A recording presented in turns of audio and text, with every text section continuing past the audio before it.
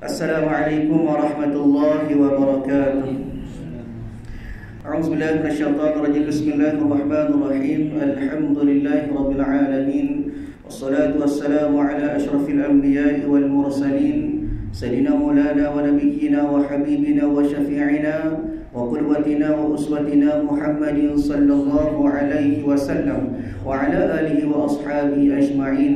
Allahumma faqihna fid din وافتح علينا فتوح العارفين واجعل أعمالنا خالصة لوجهك الكريم يا أرحم الراحمين. اللهم افتح علينا حكمتك وانشر علينا من خزائن رحمتك يا أرحم الراحمين. رب اشرح لي صدري ويسر لي أمري واحلل عقدة من لساني يفقهوا قولي والحمد لله رب العالمين آمين. قال المصنف رحمه الله تعالى ونفعنا وإياكم بعلومه في الدارين آمين. Alhamdulillah, pertama dan selamanya marilah sama-sama kita rafa'kan setinggi-tinggi kesyukuran kita kehadrat Allah Subhanahu wa taala, kerana pada malam ini Allah taala masih lagi menghimpunkan kita bersama. Allah taala masih lagi mengurniakan kepada kita daripada segala nikmat yang diberikan oleh Allah taala kepada sekalian hamba-hambanya. Termasuklah dua nikmat yang terbesar daripada nikmat iman dan juga nikmat Islam. Kemudian Allah Ta'ala bagi nikmat kepada kita dengan nikmat sihat tubuh badan. Boleh pakat hadir ke rumah Allah Ta'ala, boleh pakat semaya berjamaah. Kemudian kita berada dalam majlis ilmu yang dikatakan oleh para ulama sebagai Raudhatun min Riyadil Jannah, satu taman daripada taman-taman syurga. Kemudian Allah Ta'ala bagi juga kepada kita nikmat masa. Nikmat masa ni jarang orang boleh. Sebab itulah masih lagi ada ramai sahabat-sahabat kita di luar sana yang masih lagi hidup main hanyut dengan dunia, leka dengan dunia, tertipu dengan dunia. Tapi Allah Ta'ala pilih kita semua untuk sama-sama hadir, untuk kita terus berada dalam rahmat Allah Ta'ala. Mudah-mudahan kehadiran kita semua, tuan-tuan, puan-puan yang dirahmati oleh Allah pada malam ini, Allah Ta'ala catatkan sebagai salah satu daripada catatan amalan-amalan kebajikan yang boleh kita bawa untuk kita menghadap Allah Subhanahu wa taala insya-Allah. Tuan-tuan, puan-puan yang dirahmati oleh Allah Subhanahu wa taala, insya-Allah pada malam ini kita sambung kuliah kita pada kitab Faridah Al-Faraid. Kitab Faridatul Faraid fi ilmi al-aqaid. Alhamdulillah, pada kuliah yang lepas telah pun kita sebut tentang dua daripada cabang agama. Iaitulah pada membicarakan tentang iman dan juga ihsan. Dan pada sebelum itu lagi cabang yang pertama pada Islam. Tiga tunjang: Islam, iman dan ihsan. InsyaAllah pada malam ini kita berada pada bab huraian daripada berkenaan dengan bab ihsan pada, kalau kita ada pada tuan-tuan, pada muka surat 9. Kitab baru tu pada muka surat 9, baris yang ke-8 daripada atas ke bawah. Manakala pada kitab Jawi, cetakan Jawi adalah pada muka surat 16.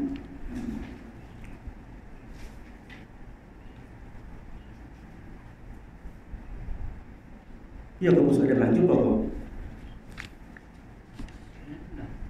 9 lah.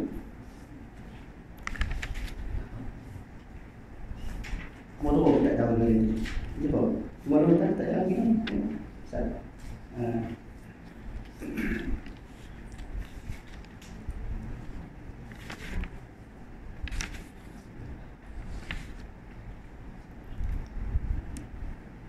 Ini dah sat.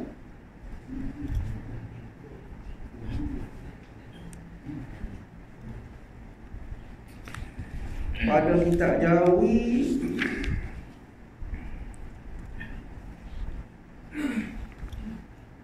pada muka surat 4.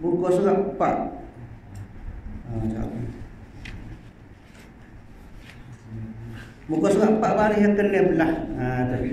Baris yang ke-16 daripada atas ke bawah.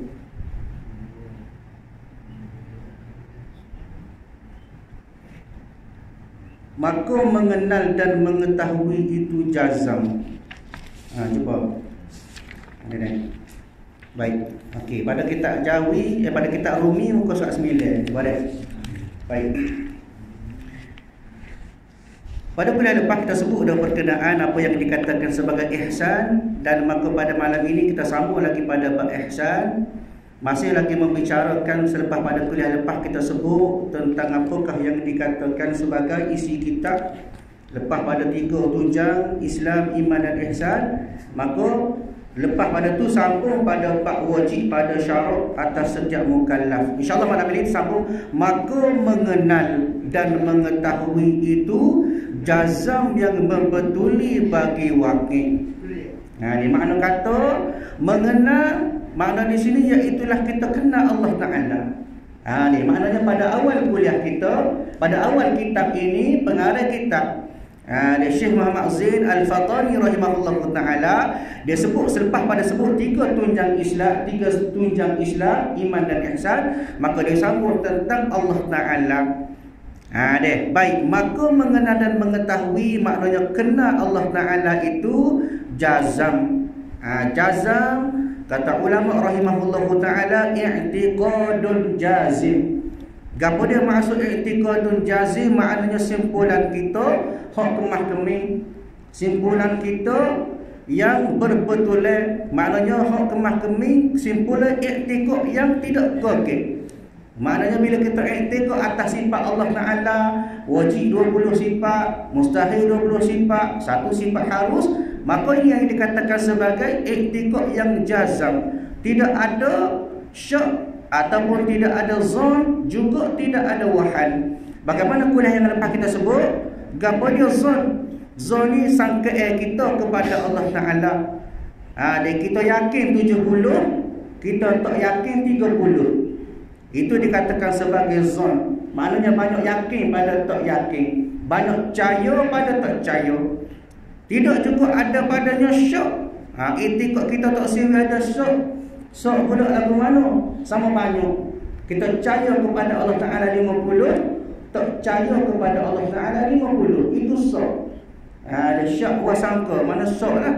50-50. Manakala yang ketiga tidak juga ada pada i'tiqad kita itu sebagai wahan. Wahan ni ialah sangkaan yang salah. Lagu mana? 70% kita percaya, 30 kita percaya, 70 kita tak percaya. Maknanya banyak tak percaya pada Allah lebih daripada kita percaya kepada Allah. Itu wahan. Dan ketiga-tiga ini tak sih berlaku. Bila mana kita beriktikad dengan Allah Ta'ala, tak sehingga ada walaupun sedikit. Maknanya kemah-keming segala pegangan kita, iktikad kita biar jazam. Maknanya biar kemah. Lagu mana? Yang berbetuli dengan wakil. Maknanya yang sesuai, yang tepat bagi keadaan yang jatuh. Lagu mana? Yang hasil jazam itu dengan dalil. Maknanya bila adanya dalil-dalil yang menyatakan tentang Allah Ta'ala, maka biar kena dengan wakil dia.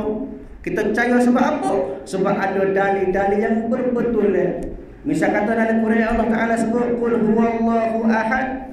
Katakanlah bahawasanya Allah Ta'ala itu esa, tunggal. Maka kita bahas selalu bila Allah Ta'ala ayat itu kita bahas. Kenapa? Kerana ada dalil. Dia fikir kita boleh terima akal bahawasanya Allah Ta'ala itu tidak ada hak lain kecuali dia itu maknanya biar kena i'tiqad kita dengan wakil daripada dalil. Itu baru panggil kenal. Artinya i'tiqad kita, pegangan kita yang putus. Makna kata putus ialah yang qat'i, yang kejap, kemah. Tak boleh nak buka dah. Maknanya kemah-kemih pegangan kita tu yang mengenai, maknanya tepat akan yang benar. Maknanya kena sesuai dengan hak yang betul. Pegangan kita, i'tiqad kita biar kena dengan hak betul, dengan yang hak. Yang jadi i'tiqad itu daripada tanda yang menunjuk atas betul i'tiqad itu. Sebab itulah katanya, inilah yang katakan oleh pengarang kita ini, Syekh Muhammad Zain Al-Fatani, juga disebutkan oleh Asy'ariyah Al-Maturidiyah, bahawasanya inilah yang dikatakan sebagai hakikat ma'rifatullah. Orang yang kenal Allah Ta'ala, orang yang betul-betul i'tiqad dia betul dengan Allah Ta'ala, maka dia kena ada 3 sifat ataupun 3 keadaan. Yang pertama apa dia? jazim ataupun jazam. Jazam maknanya pegangan kita biar kemah. Yang kedua, ciri-ciri kita kenal Allah Ta'ala mutabiqun lil haqq, biar kena berbetulan dengan yang sebenar dia. Kemudian andalilun, daripada dalil-dalil yang Allah Ta'ala tunjuk kepada kita. Sebab itu nak kenal Allah Ta'ala biar cukup 3 syarat ni. Kalau kita dari segi pengetahuan kita yakin dah dengan Allah Ta'ala, kemudian berbetulan dah dengan benda Allah Ta'ala tu, dengan muwafaqah Allah Ta'ala, dengan sifat Allah Ta'ala, dengan zat Allah Ta'ala betul dah, tetapi tidak ada dalil, maka ini dikatakan sebagai i'tiqad yang tidak jazim. Makna kata kita tidak berada dalam keadaan kita betul-betul ma'rifatullah. Maknanya tak kenal Allah Ta'ala lagi. Baik, maka wajib pada syarak. Makna kata wajib pada syarak maknanya mesti. Bila sebut wajib maka mesti pada syarak. Gapo dia syarak? Maknanya atas hukum agama.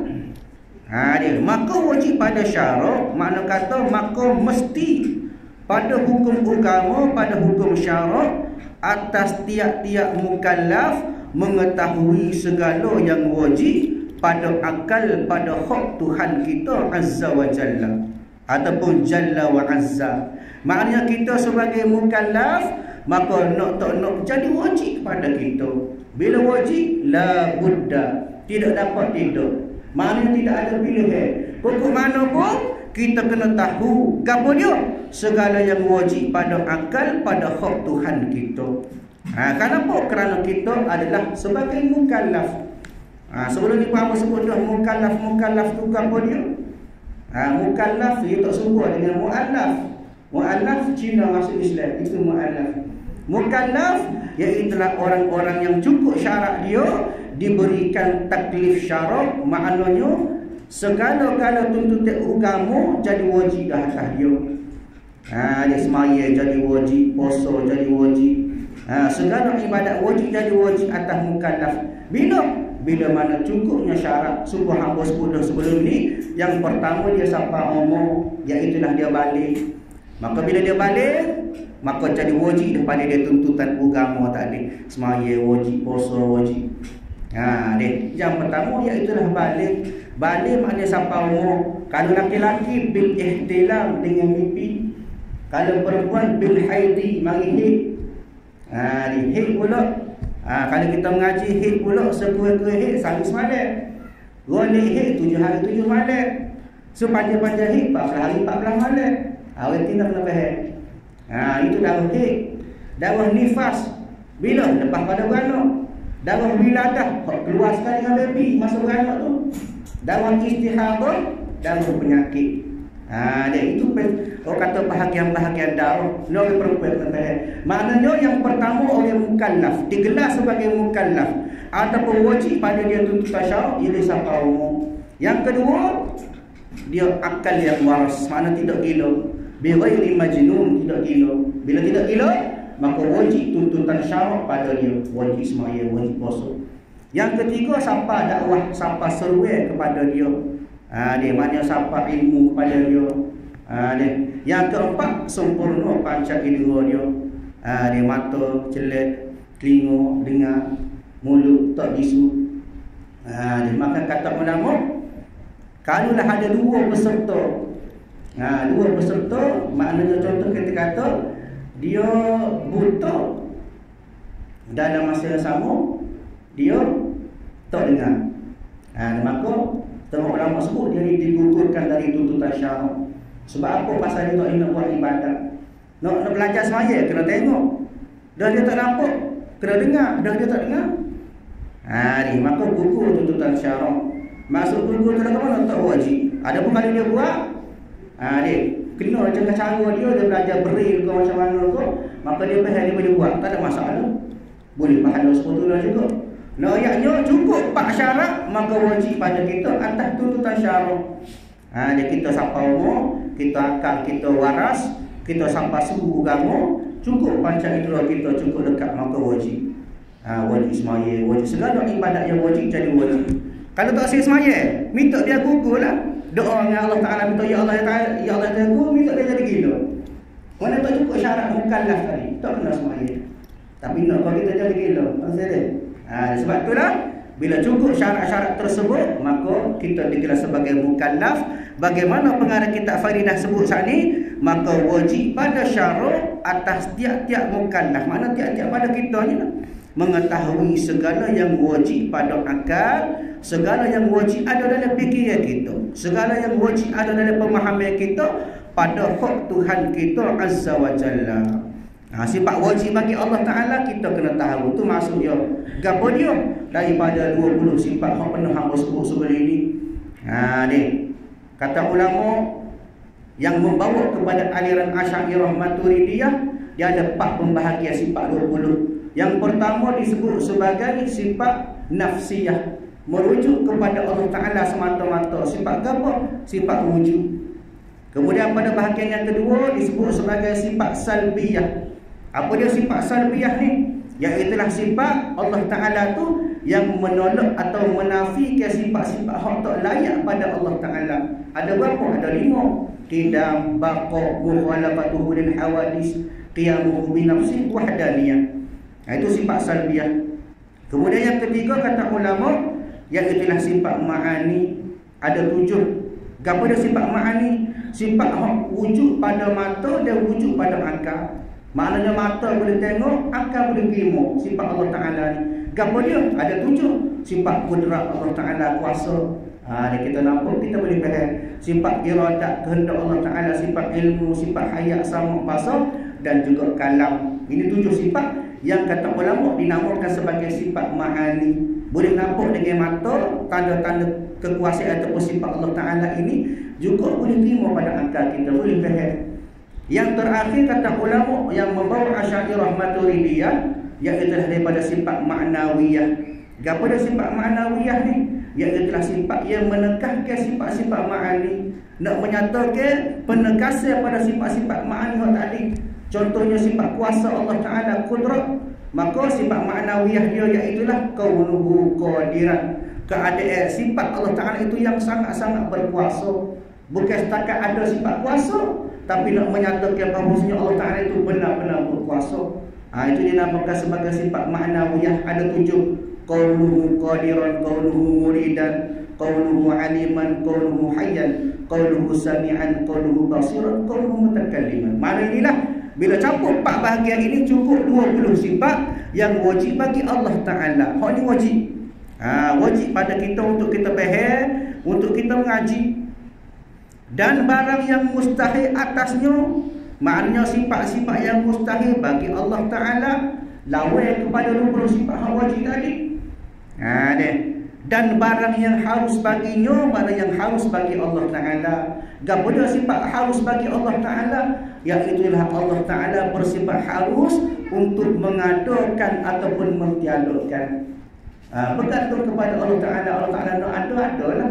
Allah Ta'ala nak kata tak ada lah. Jadi wajib kau kalau kita buat, Allah Ta'ala buat kita, tak wajib. Mustahil kau Allah Ta'ala nak buat kita, tak mustahil. Ini yang dikatakan sifat harus bagi Allah Ta'ala. 20 sifat wajib, 20 sifat mustahil, so sifat harus. Maknanya di situ ada 41 sifat. Baik. Dan demikian pula, demikian wajib atasnya, wajib juga pada kita. Sebab pada pengarah sebut saat ni daripada sifat Allah Ta'ala, maka sambung pula, dan demikian wajib atasnya atas setiap mukallaf daripada kalangan kita ini mengetahuikan barang yang wajib pada hak segala rasul. Dia lepas pada kena dengan Allah Ta'ala, maka kena pula dengan rasul yang Allah Ta'ala utuskan kepada kita. Daripada sifat wajib dia ada 4 apa dia? Siddiq, amanah, tabligh, fadalah. Itu sifat yang wajib pada rasul. Wajib dia ada. Siddiq maknanya benar, amanah maknanya dipercayai. Rasul dia kena benar, dia kena betul, tak berlawan. Dia kena amanah. Amanahnya maknanya percaya belaka. Sebab itulah Rasulullah sallallahu alaihi wasallam digelar sebagai al-amin, orang yang amanah. Dia sifat amanah dia tu yang mewajibkan ke atas rasul. Bila mana rasul wajib pada dia bersifat dengan amanah. Yang ketiga daripada sifat wajib bagi rasul, tabligh. menyampaikan. Kerana apa? Kerana dari segi maksud istilah ataupun dari segi ta'rif rasul itu sendiri, insanun hurrun min bani adam auhallahu ilaihi wa amarahu bitabligh. Ini ulama sebut kepada kita rasul-rasul ni siapa dia? Iaitulah manusia yang merdeka daripada kalangan para anak Adam. Auhallahu ilaihi, diberi wahyu oleh Allah Ta'ala, wa amarahu bitabligh, dan disuruh untuk sabar. Ini beza rasul dengan nabi. Nabi dia terima wahyu tapi tak wajib sabar. Ada pun rasul bila mana dia terima wahyu maka dia wajib sabar. Maknanya tabligh, menyampaikan. Tak kira lah baik ke buruk, bila mana perintah daripada Allah Ta'ala maka dia kena sabar. Yang keempat sifat wajib bagi rasul, iaitulah fatanah. Maknanya cerdik, bijaksana, dia pandai. Itu sifat wajib bagi rasul. Baik, dan barang yang mustahil atas mereka, hak mustahil pula lawan pada sifat wajib tadi bagi rasul. Lawan dia apa dia? Al-kidbu. Kidbu ni maknanya kecek belawak. Maknanya mustahil rasul tu bersifat dengan belawak, berdusta. Lawan bagi sifat sedih tadi. Kemudian yang kedua, khianat. Khianat di mana tak boleh percaya. Mustahil. Kenapa? Kerana sifat wajib bagi rasul amanah, orang percaya belaka. Yang ketiga, al-kitman, maknanya dia susu. Kamu Allah Ta'ala wayak ke dia tak sabar, dia simpan songai, dia susu tak wayak ke dia, maka mustahil juga. Kenapa? Kerana tugas dia ada. Dia untuk menyampaikan segala wahyu daripada Allah Ta'ala. Yang keempat, al-baladah, maknanya bodoh. Nabi-nabi, rasul-rasul ni mustahil bagi rasul, iaitulah bodoh. Tak pandai kau sekala, mustahil. Rasul dia kena cerdik, kena pandai. Maka pak sifat wajib bagi rasul, pak sifat mustahil bagi rasul, lapai jadi. Campur tadi hak bagi Allah Ta'ala tadi 41, campur lapai 49, maka soalan kita tambah. Gapo dia? Sifat yang harus bagi rasul. Gapo dia sifat harus bagi rasul? Maka ada pun sifat harus bagi rasul itu, dia sebut dalam kitab tu. Dan barang yang harus bagi mereka itu bagi rasul tu apa dia? Iaitulah rasul itu harus dengan dia bersifat seperti manusia lain juga. Dia harus bagi rasul kahwin, harus bagi rasul makan, tidur, minum, berkeluarga. Itu sifat harus bagi rasul. Mana kata itulah yang dikatakan oleh aliran yang dinamakan sebagai Asy'ariyah Maturidiyah, yang memberi panduan kepada kita tentang aqidatul khamsin, akidah 50 hak wajib kita percaya. Kenapa? Kerana ini adalah asas pada bahagian usuluddin. Nak tak nak, sebagaimana pengarang kita sebut wajib. Bila sebut wajib, maka tak dapat tidak kena bahas. Kena bahas, kena mengaji. Bukan setakat tahu, kena mengaji biar detail. Supaya apa? Supaya kita menjadi kemah yang dikatakan sebagai jazim. Iktikad kita tu biar kemah tak ke. Orang banyak apa pun kita tetap dengan pendapat kita yang menyatakan bahawasanya kita beriktikad dengan segala sifat wajib bagi Allah Ta'ala, sifat mustahil bagi Allah Ta'ala, sifat harus bagi Allah Ta'ala, kemudian sifat-sifat yang selayaknya bagi Rasul.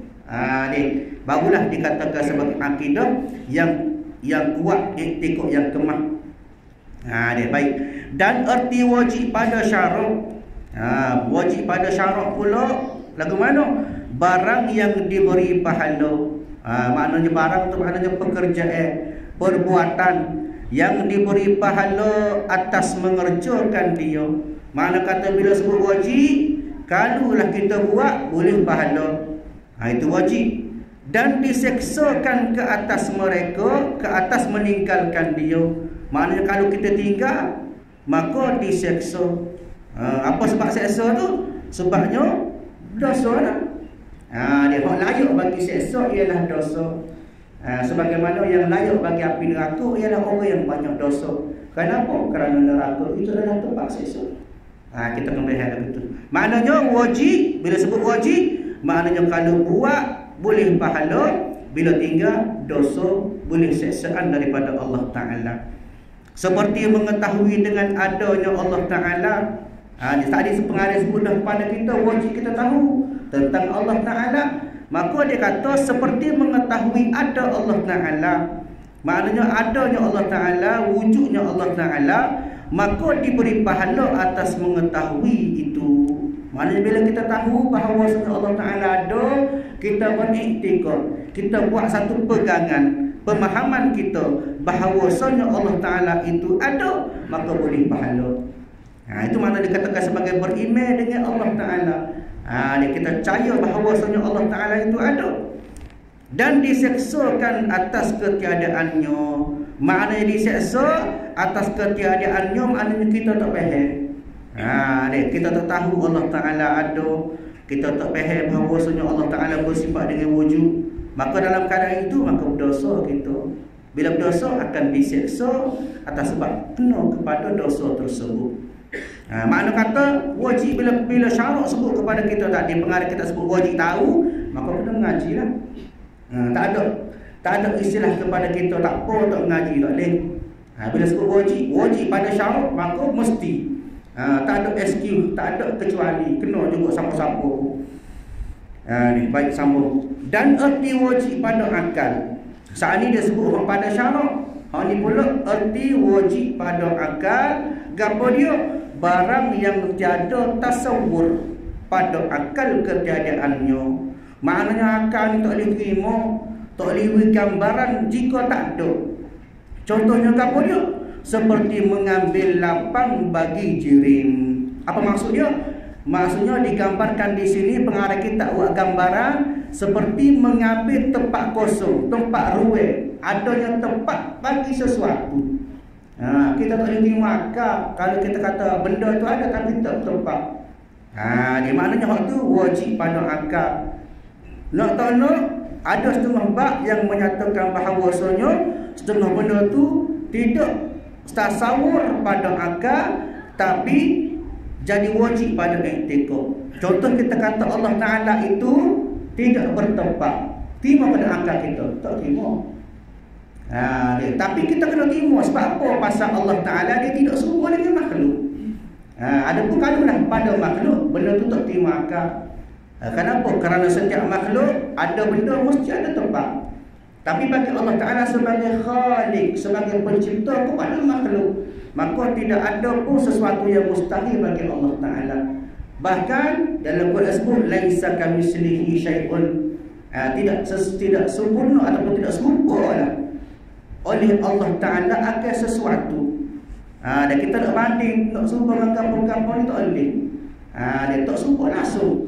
Kita nak kata serupa gini tak boleh. Dia maknanya yang dikatakan sebagai tiada tasawur pada akal, maknanya kadang-kadang akal kita tak boleh terima bila sesuatu benda tu mustahil pada akal. Tapi yang jadi wajib pada syarak, pada i'tikad. Sebab apa? Kerana hal ini tidak pada makhluk. Dia maknanya bila cerita pada Allah Ta'ala, kita nak berbanding tak boleh. Nak kata Allah Ta'ala gini, nak akal. Sebab itulah antaranya ada yang menafsirkan Al-Quran mengikut gambaran sendiri ataupun mengikut pemahaman sendiri. Contohnya apa yang menjadi isu kepada kita antaranya disebut bahawasanya tentang Allah Ta'ala itu dia berada di atas haram. Allah Ta'ala duduk atas, jadi gagal isu ni. Maka diberi alasan macam-macam lah. Kita sebagai pembawa ataupun memahami kepada aliran Asy'ariyah Maturidiyah, bila mana kita mengaji sifat 20, antara sifat yang wajib bagi Allah Ta'ala laisa kamitslihi syai'un, tidak serupa dengan makhluk. Maka bila mana tak serupa dengan makhluk, tak boleh buat Allah Ta'ala ni bertempat ataupun bersifat. Allah Ta'ala duduk atas arah. Bila sebut duduk, maka bertempat atas arah. Kalau kita tafsir Al-Quran secara sebab itu dalam Quran ada ulama sebut innal Qur'ana zahiran wa batinan. Quran ni ada zahir, ada batin. Ada ayat yang jelas, ada ayat yang mutasyabihah, kena pada penerangan pula, kena jelas pula, kena tafsir pula. Allah Ta'ala sebut antaranya yadullahu fawqa aydihim, tangan Allah di atas tangan-tangan mereka. Itu kalau kita tafsir secara harfun biharfin, secara terjemah. Kalau gitu kalau kita ni jadi hak tak berpegang kepada Asy'ariyah Maturidiyah, kita akan mengambil sebagai zahir maksud lah. Maknanya Allah Ta'ala ada tangan lah kalau ikut pada ayat Quran. Boleh kalau kita buat pemahaman yang betul? Tak boleh. Sebab kita ajaran Asy'ariyah Maturidiyah, kita kena beriktikad bahawa Allah Ta'ala tak serupa dengan makhluk. Bila ada tangan, maka itu makhluk. Dia okey, kita nak kata tangan Allah di atas tangan-tangan mereka. Dia. Begitu juga Allah Ta'ala duduk atas arah, boleh ke tak? Tak boleh. Sebab menyerupai makhluk. Maka ulama kita Asy'ariyah Maturidiyah memberi tafsiran bahawa yang dikatakan sebagai Allah Ta'ala duduk atas arah, iaitulah Allah Ta'ala itu bersifat dengan kekuasaan yang melampaui ketinggian arasy.